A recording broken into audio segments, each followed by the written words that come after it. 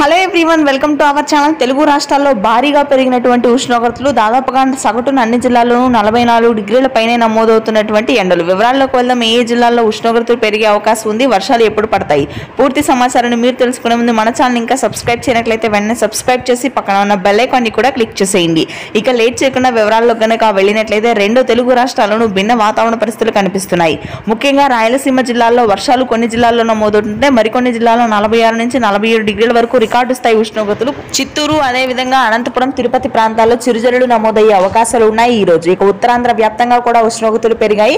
మే 6 నుంచి 7, 8 తేదీల్లో మోస్తరు వర్షపాతం నమోదవుతుంది. శ్రీకాకుళం, విజయనగరం, విశాఖపట్నం, పార్వతీపురం, మన్యం, మల్లూరు సీతారామరాజు జిల్లాల్లో చిరుజల్లులు కురవగా, ఇక మధ్యాంధ్ర, గుంటూరు, కృష్ణా, కోనసీమ ప్రాంతాల్లో భారీగా ఉష్ణోగ్రతలు పెరిగాయి. ఉక్కపోత కూడా అత్యధికంగా ఉండే అవకాశం ఉంది.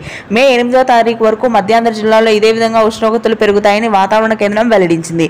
ఇక ఉత్తర తెలంగాణలో కొంతమేర మోస్తరు ఉష్ణోగ్రతలు నమోదవుతున్నప్పటికీ వర్షాలు పడే అవకాశాలు లేవు. పొడి వాతావరణం కొనసాగుతుంది. బంగాళాఖాతంలో ఏర్పడినటువంటి ఉపరితల ఆవర్తన ద్రోణి ప్రభావంతో మాత్రం మే 8 నుంచి 14వ తారీఖు వరకు ఉత్తర తెలంగాణ, మధ్య తెలంగాణ జిల్లాల్లో మోస్తరు నుంచి భారీ వర్షాలు నమోదు కానున్నాయి. ఇది ప్రస్తుతానికి latest weather update. Thanks for watching.